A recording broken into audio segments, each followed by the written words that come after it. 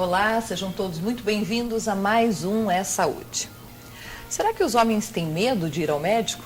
O fato é que 60% deles só buscam um especialista quando precisam de um tratamento intensivo ou uma intervenção cirúrgica, ou ainda quando já estão com uma doença avançada.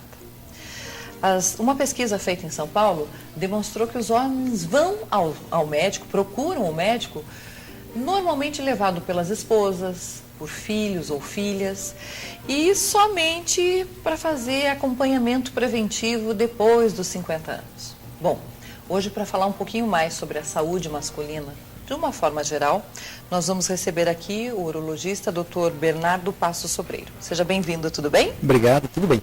Prazer em recebê-lo e obrigado por disponibilizar para a gente aqui um tempo seu. Eu que agradeço o convite, né? É tão bom a gente ter essas oportunidades para tocar no assunto da saúde do homem, né? Que a gente, assim, nem sempre tem esses espaços para discutir isso, então é muito bom que vocês possam criar isso para a gente. E é verdade essa introdução? O homem não gosta muito de ir ao médico? Não vai. Né? É muito interessante, se a gente for pegar hoje a estatística, o que funciona? Então, assim, o homem ele tem mais diabetes, ele tem mais hipertensão, ele é mais obeso, ele fuma mais, ele bebe mais, ele morre mais de câncer, se mata mais no trânsito, ele tem um comportamento de saúde péssimo. Né? E aliado a isso, aquele conceito assim que o homem tem, assim, não preciso ir a médico, não tenho nada, não estou sentindo nada, estou bem. Aí quando faz uma primeira consulta, o colesterol está lá em cima, está hipertenso, já está diabético ou pré-diabético, está com sobrepeso, porque a obesidade é maior no homem. E uma coisa muito importante é isso, quem traz o homem é a mulher. Né? Pode ser uma filha, pode ser uma nora, pode ser a esposa mais comumente, né, que pega pela orelha, assim. Tem que ir. Tem que ir. Assim, a mulher ela faz seu exame ginecológico, faz todos aqueles preventivos de mama, colo de útero e tudo, e o marido não faz nada. Pois é, que estranho. Né? É cultural isso, doutor? É cultural. Só que tem um resultado prático muito ruim. Os homens vivem em média 7,8 anos menos que as mulheres, em função desse comportamento. Talvez se fizessem preventivos, estariam vivendo muito mais e melhor. A questão assim, né, Fabiana, que a questão do preventivo ficou muito centrada na próstata. E não é só disso que a gente está falando, Não, né? sabe, e se for pensar, hoje qual é a maior causa de mortalidade? Na verdade são as doenças cardiovasculares, que certo. Nada tem a ver com a próstata. O indivíduo pode chegar para a gente lá com 50 anos, vim fazer a minha revisão de próstata. Obeso, hipertenso, diabético, a saúde por um fio, fumante, com tudo assim, todos aqueles fatores de risco que vão conduzir a um infarto, por exemplo, ou um derrame, né? E a gente disse, então tá, vou só ver tua próstata e pronto. Né? Então a gente brinca assim, até coisa, ano que vem liga, pede para a secretária ligar, o seu fulano pode vir para reconsulta, não, o seu fulano morreu do coração faz uma semana. Ai, que horror. Mas isso é uma realidade. Né? Por essa falta de cuidado. Por essa falta de cuidado. Inclusive, assim, a questão da própria urologia está mudando o enfoque. Hoje, quando o paciente chega para a gente no consultório, não é mais assim, vim ver a minha próstata. Certo. Não, vamos ver como é que a saúde está como um todo. Geral.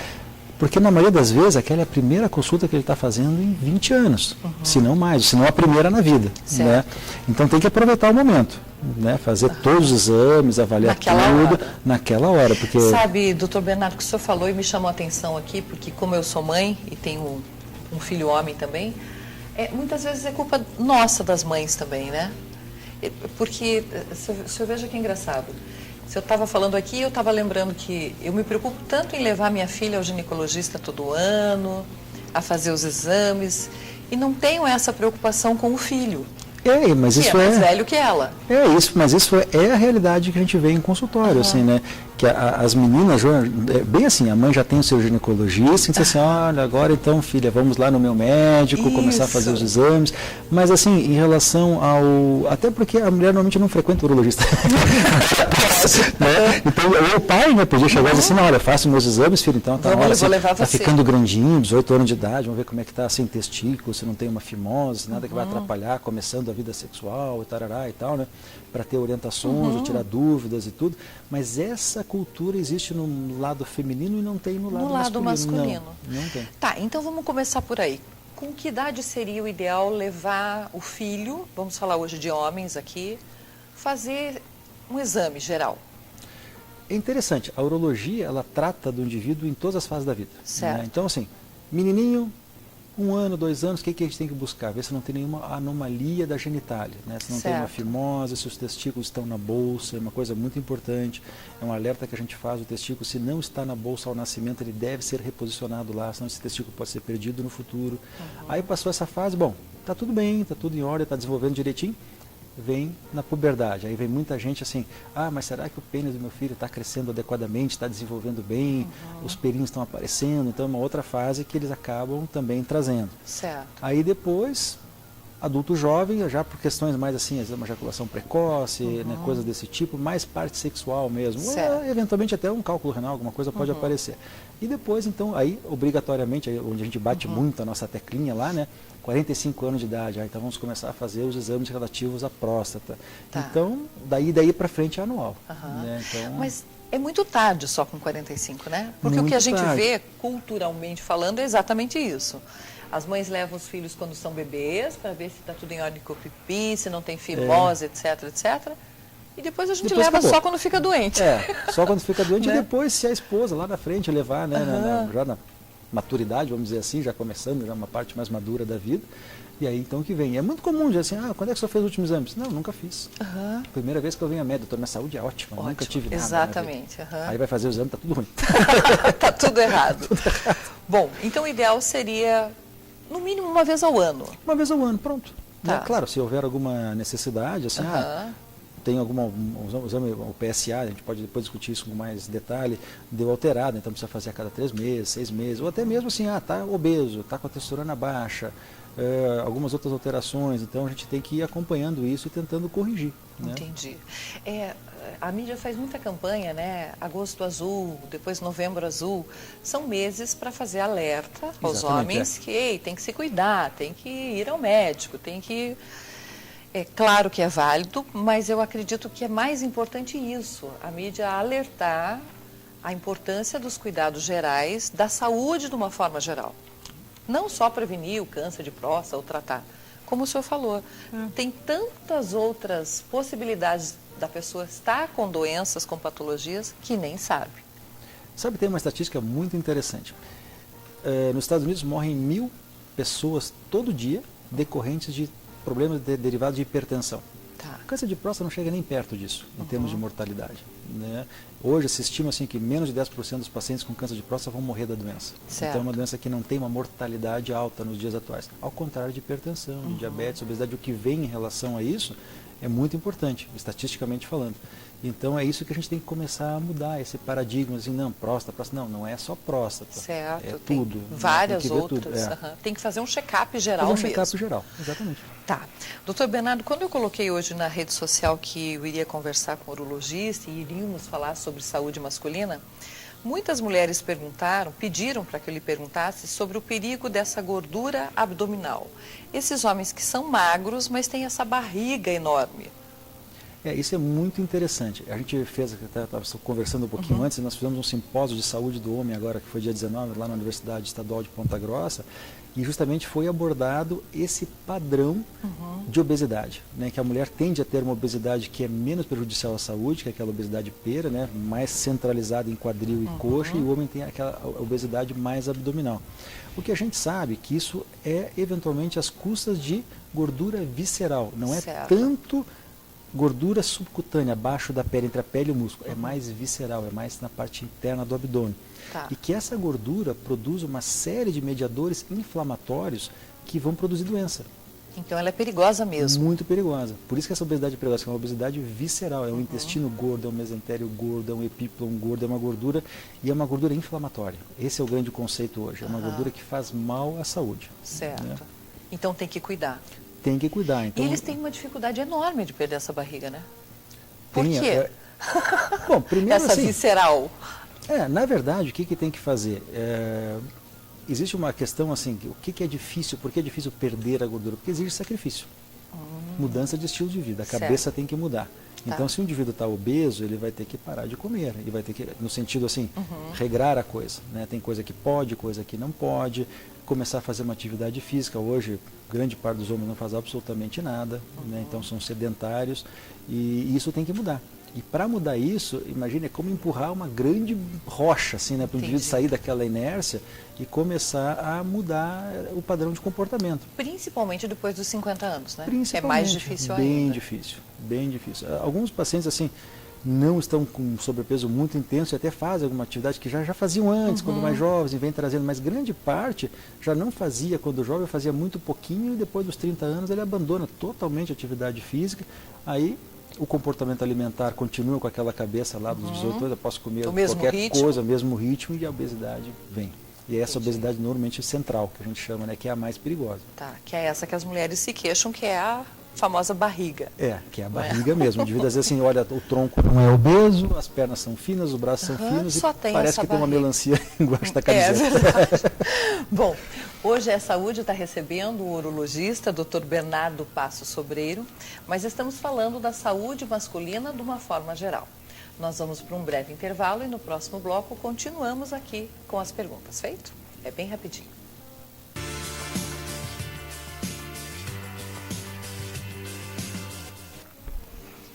A Saúde está retornando. O nosso convidado de hoje é o urologista Dr. Bernardo Passo Sobreiro e estamos falando sobre a saúde masculina. Doutor, outra pergunta que me veio na rede social foi muito sobre incontinência urinária. Me pareceu, pelo número de mulheres que perguntaram, que isso está aparecendo cada vez mais cedo, não só... Porque antigamente era uma característica da idade. A incontinência...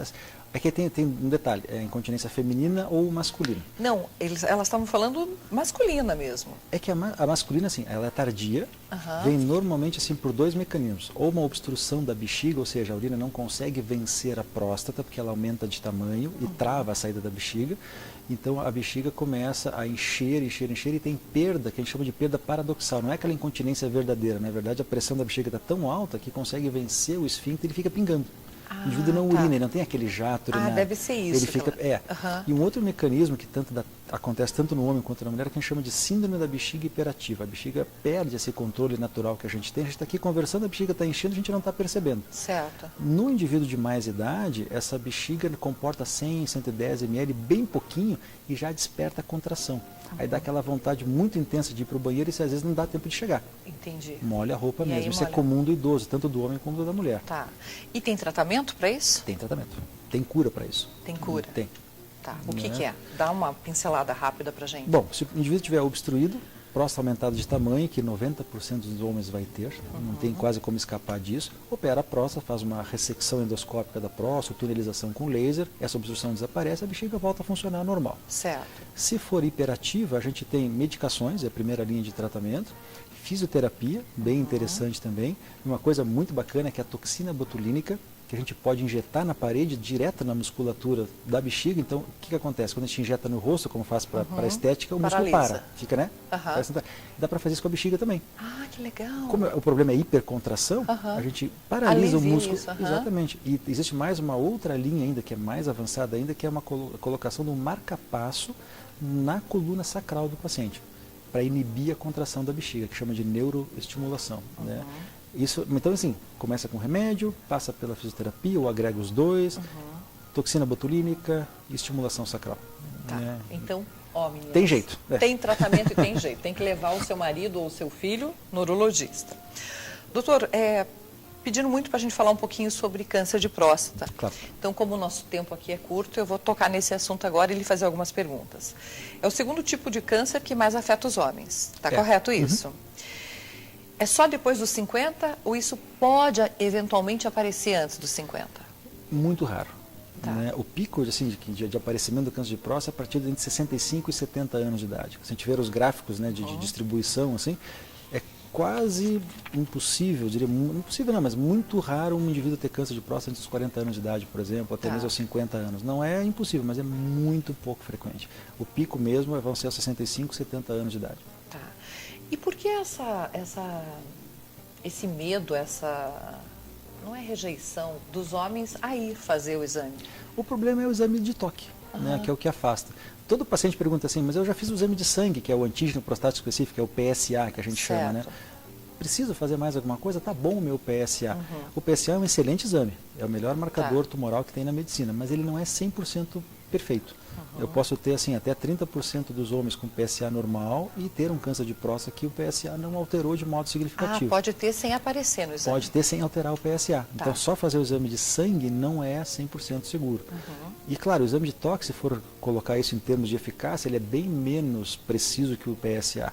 Então, a gente acaba juntando os dois para ter uma indicação de uma pesquisa mais avançada, porque o PSA e o toque eles são indicativos de biópsia da próstata. O que dá o diagnóstico mesmo é a biópsia. Só que a biópsia a gente não pode pedir para todo mundo, porque é um exame invasivo. Então, imagine, tem que colocar um ultrassom via retal, tirar 12 a 14 fragmentos da próstata através de uma agulha. Então, imagina, o reto é contaminado, a agulha entra dentro da próstata, então o risco de infecção é muito grande. Então, a biópsia, assim, não pode ser usada em larga escala. Então, a gente usa o PSA e o toque para direcionar qual indivíduo que eu vou indicar uma biópsia da próstata. Entendi. Né? Tem como prevenir câncer de próstata ou não? Não. Se for perguntar assim, o que eu posso fazer para não ter câncer de próstata? Muitos estudos foram realizados, se pesquisou selênio, vitamina D, vitamina E, uma série de coisas, o licopeno que tinha na suco de melancia, no tomate, aquele tipo de coisa, e criou uma expectativa positiva no começo, e depois estudos a longo prazo mostraram que a eficácia era nula. Né? Entendi. Aí nós temos hoje o que se fala de quimioprevenção, quimioprofilaxia, que é usar umas medicações que bloqueiam a ação da testosterona na próstata. Isso foi usado com a finasterida inicialmente, que é uma medicação que usa para tratar a hiperplasia da próstata. Foi reanalisado com a dutasterida e parece que pode reduzir o aparecimento do câncer de próstata em até 23%. Mas existem alguns dados um pouquinho conflitantes a respeito disso. Então hoje, se disser assim, o que eu posso realmente fazer? Olha, por enquanto, nada consistente, não tem nada que você possa fazer. A situação é assim, diagnóstico precoce, é a chave. Né? O ideal é fazer o exame após os 45 anos, Exatamente. Porque quanto antes detectado, mais fácil de tratar, é isso? Exatamente. Se nós botarmos assim, quando a gente dá aula para os alunos da medicina disso, a gente usa muito um gráfico de pizza que mostra assim, 80% dos pacientes com diagnóstico de câncer de próstata localizado vão estar vivos em 10 anos. 4% vai estar vivo em 10 anos se for doença avançada. Então a diferença é muito brutal. A expectativa de vida no paciente que chega para a gente com doença avançada é muito pequena, e para aquele paciente que chega, olha, uma doença muito pequena, das 12 biópsias, uma só positiva, um fragmento, uma partezinha só acometida, esse paciente vai ser curado. Né? E é isso que a gente busca. E é verdade, doutor Bernardo, que essa doença não apresenta sintoma nenhum? Não. Ele não sente nada? Nada. Em fases iniciais, o câncer de próstata é totalmente silencioso. Esse é o outro grande problema. Quando a gente diz assim, não, o senhor tem que fazer seu exame de próstata, toque, PSA, para quê? Não sinto nada. Certo. Né? Se eu tivesse com dor, alguma coisa. Só que quando chega nessa fase, retenção, trancou a urina, tem que botar uma sonda, sangramento urinário, dor, desconforto crônico, já é doença avançada. Né? E como é que é o tratamento? É com cirurgia? É aliado com... Hoje está muito bacana, porque o perfil do paciente, assim, graças às campanhas, graças ao que a gente está fazendo hoje aqui, conversando, o perfil do paciente com câncer de próstata mudou. Se nós compararmos os pacientes da década de 80, que a doença já era mais avançada, mesmo ainda dentro da próstata, mas acometendo a maior parte da próstata, o PSA bem mais alto, e hoje mudou. O PSA hoje é mais baixo, o diagnóstico é muito mais precoce, e isso abriu um leque muito grande de tratamentos. Certo. Eu posso operar o paciente, eu posso fazer radioterapia externa, eu posso fazer braquiterapia, que é uma variação da radioterapia, eu posso fazer hoje, que está muito na moda, os tratamentos focais, ultrassom focado de alta intensidade para a próstata, crioablação da próstata, que é com resfriamento em vez do raifo, que é com calor. E, inclusive, uma coisa que tem ganho muita força hoje, que é a vigilância ativa. Significa o quê? Eu não preciso operar esse paciente agora. Se o paciente chega para mim e diz, bom, tudo bem, tem um diagnóstico de câncer de próstata, eu tenho que tratar isso hoje, esse ano? Não necessariamente. Se a doença for de baixa agressividade e bem inicial, eu posso postergar esse tratamento por anos, inclusive. Tem um estudo muito bacana de um canadense chamado Klotz, ele acompanhou 500 pacientes por 8 anos com câncer de próstata, acompanhando PSA, toque, repetindo biópsia todo ano, para ver se a doença não estava avançando. 65% dos pacientes não precisaram tratamento em 8 anos do diagnóstico do câncer de próstata. Então, essa característica de diagnóstico inicial nos permite, às vezes, postergar esse tratamento por um longo período. A gente não está dizendo aqui assim, não precisa tratar, não é isso, porque a vigilância ativa requer toque, PSA a cada 6 meses, biópsia, rebiópsia da próstata a cada ano, então não é assim, vai para casa e tudo bem. Certo. Ele está sendo uma vigilância muito, por isso ativa, muito estreita. E hoje eu acho muito interessante o tratamento focal. Né? Então, se eu tenho assim, um pequeno foco tumoral na próstata, que foi identificado na biópsia, só a pontinha da ponta do lado esquerdo aqui tem tumor, eu vou ali e trato aquela região especificamente, sem ter toda a morbidade que os outros tratamentos têm. Porque o grande problema da cirurgia é alto grau de impotência sexual pós-operatória e incontinência urinária, que faz parte da cirurgia. É o que eu ia perguntar, se é verdade que esse risco existe. Ele pode variar de impotência até 80% dos casos, depende muito da potência prévia do indivíduo. Se chega para a gente um indivíduo com 70 anos, já com a potência bem, já pela idade, uma potência ruim, opera, aí a chance é muito maior. Um paciente de 60 anos plenamente potente, ele já tem uma chance de permanecer com a sua potência já aumentada. Mas a grosso modo, juntando todo mundo, até 80% dos pacientes podem ficar impotentes. E a incontinência pode atingir cerca de 14% a 16% dos casos, que é bastante. Uma das internautas fez essa pergunta. Meu pai fez operação do câncer de próstata e a partir daí tem incontinência urinária. Isso é normal? Então é normal. Não é normal, porque não deve ser incontinente, mas é uma sequela cirúrgica que dá para corrigir. Infelizmente o tratamento é muito caro. A gente hoje pode colocar um esfíncter artificial, cuja ideia, a uretra é um tubo.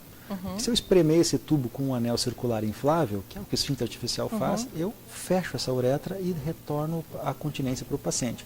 O problema é o custo. Um esfíncter artificial hoje custa mais de 40 mil reais. Entendi. Aí agrega hospital, cirurgia e tudo isso, a conta explode. Tem outra pergunta que me chamou a atenção e eu quero passar para o senhor, que é assim. O meu pai tem 74 anos e foi diagnosticado com câncer de próstata. O médico disse que ele não deve operar. Por quê? Talvez por essa conversa que a gente estava tendo Pela agora. idade? Não, qual é a idade? Desculpa. 74. A questão toda é a expectativa de vida. Certo. Né? Então, assim, a gente sabe que dependendo do grau da doença, pode ter uma evolução, até como a gente comentou agora, de até 8 anos sem tratamento, 10 anos sem tratamento.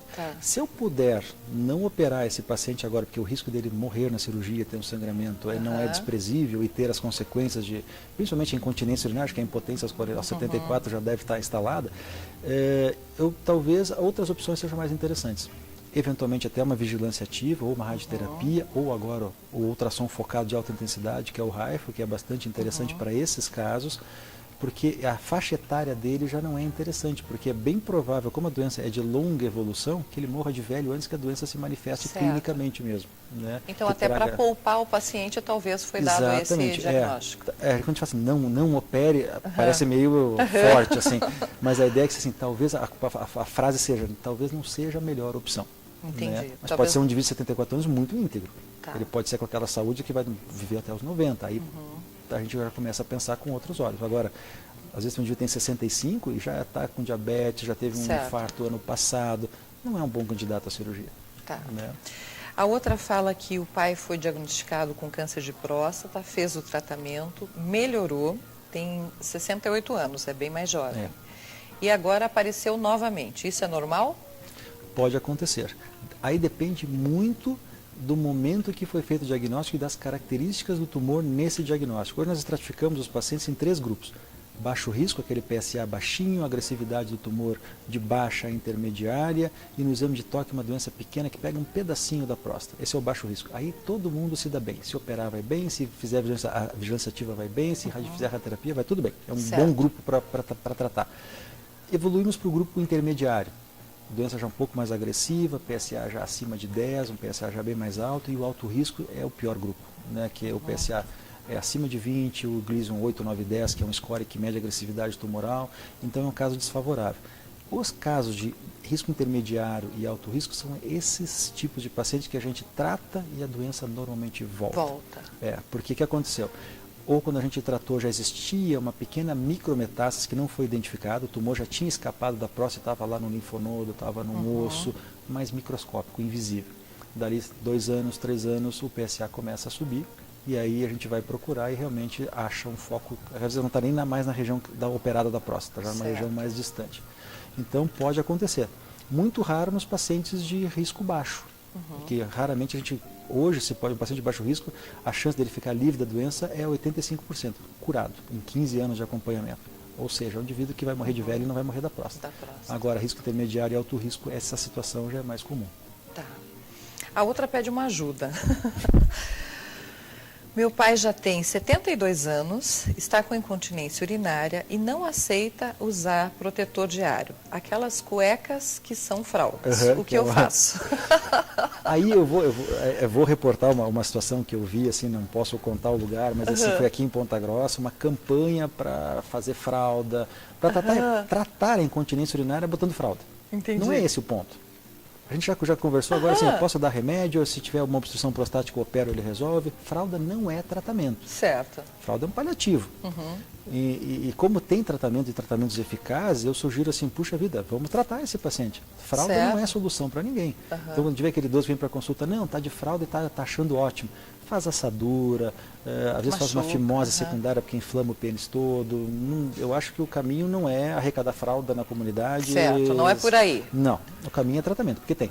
Tá, Né? Independente da idade, doutor? Independente da idade. Tá, mesmo um paciente idoso mesmo, tem 90 como reverter anos, isso. 94 anos de idade, dá para arrumar. Legal, dá para tratar. Então, ó, tá vendo, no lugar de você forçar seu pai a usar fralda, talvez um tratamento... Porque às vezes a fralda é uma solução simples para a família, dele. né? Bota uma fraldinha lá e vamos em frente, né? Mas veja, o próprio paciente diz, puxa, não quero usar isso, né? É incômodo. E todo o estigma que a fralda traz, né? Para todo mundo, né? E principalmente pela autoestima, né? Eu acho que a autoestima da pessoa vai lá embaixo. Bom, doutor Bernardo ficaria aqui horas fazendo perguntas e falando sobre assuntos desse universo masculino. Mas para a gente terminar esse bate-papo, como nós começamos falando e a ideia do programa é realmente alertar os homens aos cuidados com a saúde masculina, eu queria que o senhor terminasse passando algumas dicas, alguns conselhos do que os homens devem fazer para se cuidar. As dicas, né, são aquelas assim, as de sempre, né? Educação alimentar, atividade física, exames periódicos, né? Porque qual é o que o indivíduo tem que ver hoje, assim, que se ele está obeso, ele está diabético ou pré-diabético, já tem uma hipertensão, ele não pode negligenciar isso, porque isso tem consequência, apresenta a conta, como a gente fala, é uma questão de tempo. E vai ser um infarto, vai ser um derrame, um AVC, que a gente chama, né? Então eu brinco com os pacientes, o senhor quer ficar torto em cima de uma cama, babando, esse tipo de coisa, é isso que o senhor está pretendendo daqui a 10 anos, porque é onde vai acabar. Né? A gente já fala bem firme. Tem que ser claro. Tem que ser claro, o caminho é péssimo, a trilha não está indo para um bom caminho. Então, em relação à próstata, 45 anos de idade, começa um pouco mais cedo para quem tem história familiar. Meu pai teve câncer de próstata, começa aos 40, meu irmão mais velho teve câncer de próstata, começa um pouco mais cedo, porque o risco é aumentado mesmo, é uma coisa bastante comum. Mas sabe que hoje, assim, o recado é, a próstata é importante? Mas é parte do problema. Certo. Hoje mata muito mais o coração, derrames, doenças que a gente chama de cardiovasculares, que aí vem com toda a história natural do como o homem cuida da sua saúde. Então ele fuma e continua fumando, ele bebe e continua bebendo, ele está obeso e não está nem aí, mede o colesterol, tem mais gordura do que sangue, né, dentro das veias e também não está nem aí, continua comendo churrasco, gordura, fritura, aquela coisa toda. E tudo isso vai ter um desfecho ruim, cuja estatística, qual é o resultado? 7,8 anos a menos de vida. Certo. Que é o que a gente tem hoje, né? Então, por que a mulher vive mais? Né? Porque ela se cuida, ela vai no médico desde cedo, se preocupa com a saúde, vive fazendo exame, né? Então, e a cabeça do homem tem que mudar nesse sentido. Tem que mudar. É um alerta hoje aqui, né? É um alerta hoje para isso. Doutor Bernardo, se alguém ficou com alguma dúvida, tem um telefone que a gente pode passar? Tem, claro. Que número, por favor? É 3301-9738. Que é o telefone do consultório. Tá, é aqui em Ponta Grossa, aqui 42-33-01-9738. Nós temos um site bem interessante também, que é da Urologia, o EPG. Então, a gente tem uma série de informações a respeito de saúde masculina. Tem uma parte para leigos, né, dentro do contexto acadêmico da coisa toda. Então, que tem essas dicas todas de próstata, de obesidade, diabetes. As palestras que a gente fez agora nesse curso, os slides, todas as apresentações são todas lá, para quem quiser dar uma olhada. É urologia? uepg.com. urologiauepg.com. Foi um prazer recebê-lo, muito obrigado. Prometo incomodá-lo mais vezes, se o senhor permitir, tá bom? Permito. Obrigada. Olha, a gente conversou aqui com o urologista Dr. Bernardo Passos Sobreiro e o alerta hoje fica para todos, para você, mulher, homem, mães, filhos, filhas que estão assistindo. Vamos cuidar da saúde feminina e masculina. Atender os nossos filhos, fazer com que eles façam um check-up anual. Não só atendendo a próstata, mas atendendo a saúde como um todo. Talvez esse seja o começo dessa mudança cultural que nós temos aqui no país, tá bom? Vamos para o intervalo rapidinho e no próximo bloco a gente continua falando de um assunto que pertence mais ao universo dos homens do que das mulheres. O ronco. Seu marido ronca? Sabia que isso pode ser um alerta? Às vezes você briga e ele nem sabe que está sofrendo de um problema respiratório. Bom, para esclarecer tudo, é no próximo bloco. Fica aí, tá bom?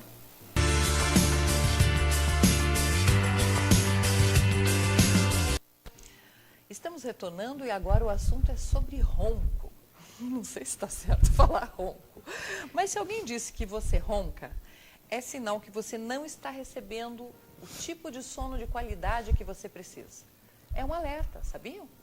Hoje, para esclarecer várias dúvidas e para falar sobre tratamentos de ronco, apneia, etc., eu estou recebendo aqui consultora terapeuta do sono, Isso. Sharon Pontes, está certo? Tá consultora certo. terapeuta do sono. Isso Seja mesmo. bem-vinda, obrigada. Obrigada, Fábio. É um prazer te receber sempre. Eu amo vir aqui. Você sabe que muitas pessoas não entendem que o ronco é um alerta, que algo não vai bem, não é? Isso. É bom atentar assim, nem todo ronco é uma apneia, Certo. né? O que é o ronco? São vibrações que formam aquele barulho, né? E o que é a apneia? É o parar de respirar. Passou de 5 episódios durante a noite, quando faz essa vibração e fica mais de 10 segundos sem respirar, isso significa que ele está fazendo apneia. Tá, então é diferente. A pessoa pode só Isso. roncar e não ter apneia. Exatamente. A apneia é o parar de respirar. É quando faz a vibração, ele demora alguns segundos para poder voltar a respirar. Tá, é aquilo que tem pessoas que até se engasgam. Isso, não é? Ela dá, isso mesmo. Dá uma roncada. Ai, Por volta. quê, Fábio? Porque a nossa garganta ela é feita de tubos de músculos. Certo. Certo? Então, isso fica flácido. O que acontece? A passagem de ar, ela fica obstruída. Então, ela fica achatada, certo? Então, toda vez que o paciente respira, ele faz a vibração. Para ele voltar a respirar, o seu organismo trabalha em alta rotação para que faça com que esse paciente volte a respirar de novo. Tá. Ter apneia não é normal nunca, de jeito nenhum. Não, de forma alguma. De Tá. forma alguma. Eu até comecei falando no bloco anterior que o universo masculino ronca mais do que o feminino, tá certo isso? Ou não? Não. Porque a gente vê tanto as mulheres reclamando que os homens roncam, Mas tem bastante mulheres que roncam também. que roncam Meu também. marido falou que eu ronco também. Não sei se eu tenho apneia, mas ele falou que eu ronco. É assim, Fábio. Na verdade, existe esse mito, né? Que é só os homens. Que é só os homens. Mas não. Como tem crianças, como tem adolescentes, jovens e adultos, né? Tá. Que tem essa síndrome. Não faz parte, então, do universo masculino, não. Não é privilégio. Tá. Mas tem tratamento. Tem. A apneia, ela não tem cura. Certo. Né? Ela é tratada, né? Quem vai fazer esse diagnóstico é o médico, Certo. o qual vai solicitar um exame chamado polissonografia. É através desse exame que a gente pode ter a certeza que esse paciente faz a apneia ou não. E não é somente a apneia, na verdade, né? São vários distúrbios, né? São vários distúrbios, vamos dizer, inquietação de perna, movimentos periódicos de perna, bruxismo, insônia, sonambulismo, ronco, apneia, enfim, são vários distúrbios que a gente consegue diagnosticar através desse exame chamado polissonografia. Tá, o que é esse exame? É indolor? Conta um pouquinho como é que é. Bem sossegado, Tá. bem sossegado. Ele vai até um laboratório de sono, onde ele vai dormir nesse espaço, apesar que agora também está sendo realizado o exame em casa. Ah, é? Existe agora essa possibilidade. Tem pacientes que não se sentem bem fora de casa, certo. né, longe da sua cama, do seu travesseiro. Então, há essa possibilidade de levar esse equipamento até a casa do paciente para realizar esse exame. Para monitorar o sono. Isso. É colocado alguns eletrodos e cintas para a gente ver qual que é né, o momento do sono dele que a gente começa a descobrir algum distúrbio. Tá. Olha só que interessante. Então, como é que é? Polissonografia. Polissonografia, você descobre qualquer distúrbio do sono. Qualquer distúrbio. Não só esse não, da apneia. Só da apneia. Tá. Não. Lógico que se for diagnosticado que esse paciente faz apneia, ele tem que voltar no laboratório de sono para realizar o segundo exame, Certo. que é com o aparelho de CPAP. Tá, para ver. Aí ele vai dormir com esse equipamento para ver quanto de pressão de ar positivo que ele precisa para as vias aéreas para abrir, para que ele não faça mais aquela vibração, para que ele não faça mais apneia. Tá. Eu até pedi hoje para a Sharon trazer o equipamento, porque antigamente os equipamentos que tinham para tratar a apneia eram umas máscaras Enormes. era uma coisa assustadora, assim, parecia que você acordava com alguém do lado, o avião estava caindo, que a pessoa, né? Isso mesmo. E hoje não, elas são silenciosas e são pequenas. Pequenininhas.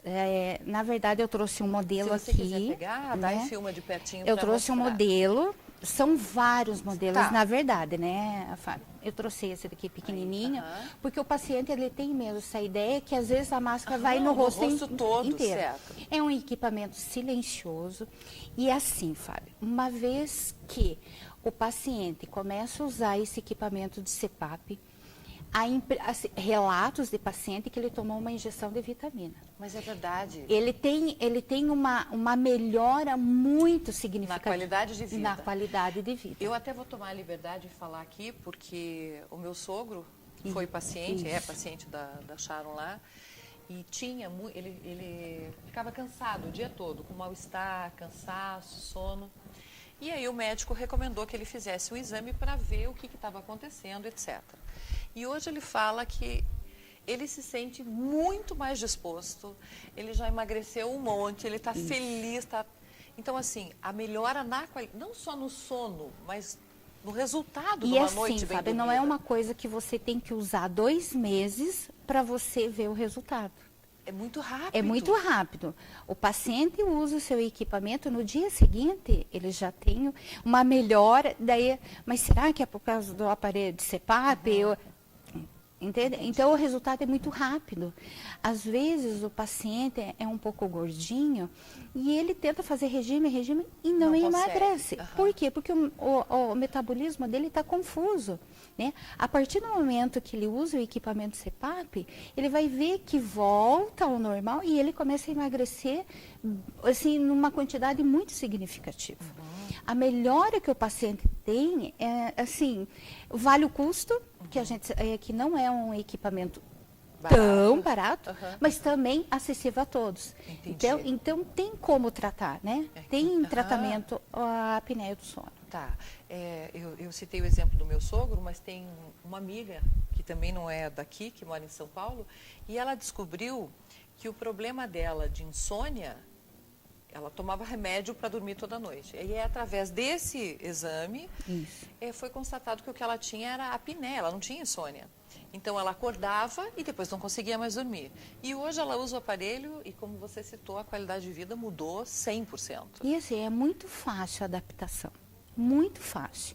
Lógico que você tem que ter um pouco de paciência, tem pessoas que se adaptam muito, né, em uma semana, às vezes em um dia, às vezes leva 10 dias. Certo. Mas assim, é muito fácil a adaptação.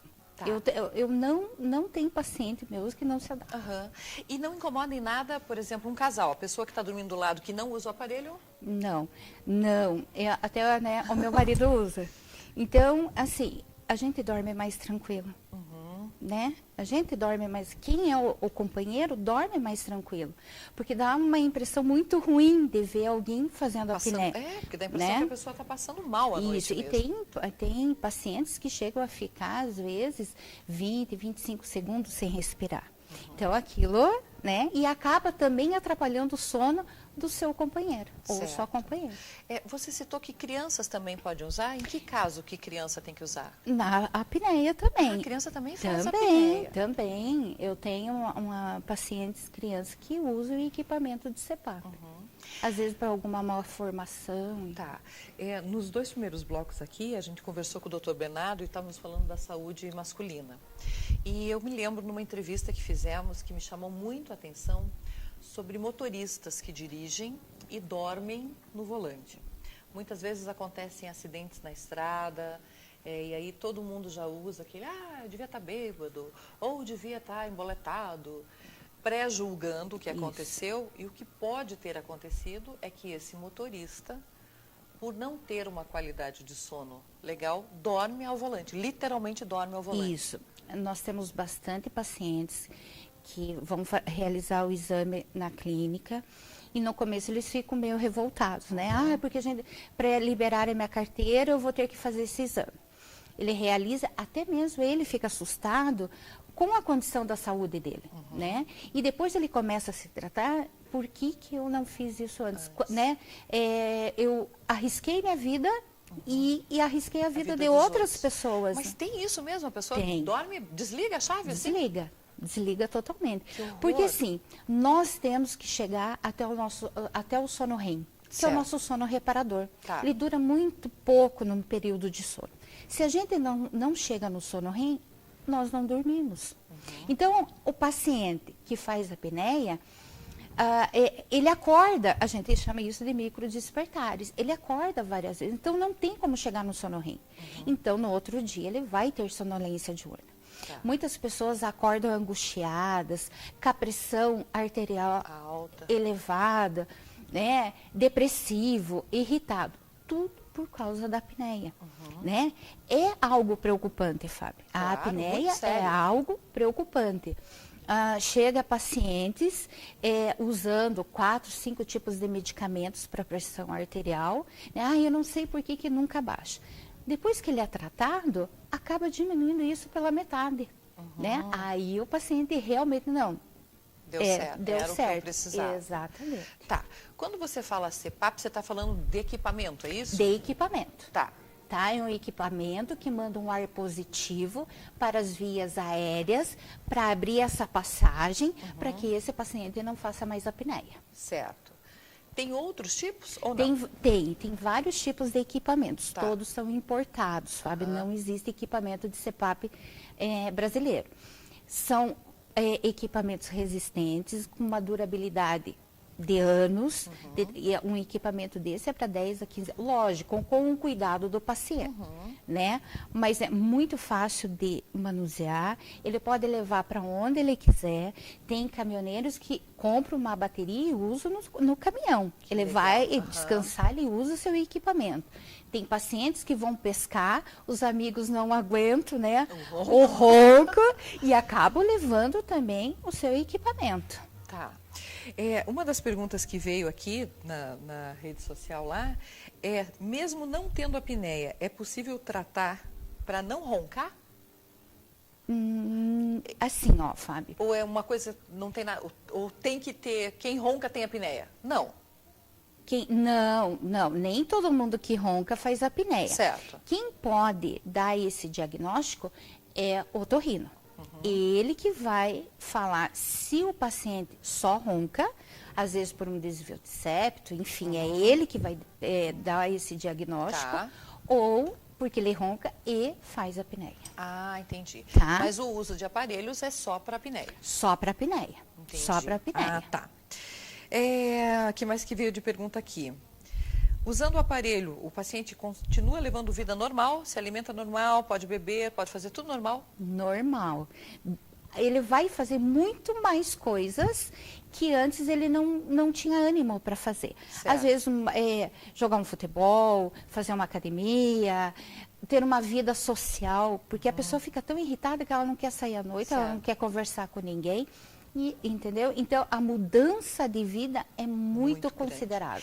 Eu imagino assim, Sharon, porque se a gente não dorme bem uma noite, Isso. você já fica no outro dia... Irritada, Imagina né? quem não dorme nunca Ainda bem. mais que nos dias de hoje, as pessoas trabalham muito, né? Elas não têm tempo para almoçar, para fazer seu lanche, de comer de 3 em 3 horas, né? Seguir o que é certo. Então, se ela não faz isso durante o dia, né? Não come direito e não dorme, lógico que a qualidade de vida dele vai diminuir. Às vezes, muitas vezes os pacientes chegam lá com olheira, aquele ar de cansado, sabe, desanimado. Quando ele acaba usando equipamento CPAP, eu olho para eles assim, é aquele sorrisão assim, é muito gostoso. Por que eu não fiz isso antes? Isso, exatamente. Não é? E sem contar que eu acredito que isso é um bem para o casal, né? Sim. Porque se a pessoa que tem apneia não dorme direito, com certeza quem dorme ao lado também não dorme direito. Não, e assim, um casal, ele tem que dormir junto, né? Ele começou a roncar e eu fui para o outro quarto. Fica distanciando, não, né? Exato. Não, então vamos dormir junto. E assim, eu tenho relatos de pacientes, de esposas, que acordam o marido de madrugada porque ele está tão quietinho, está dormindo tranquilo.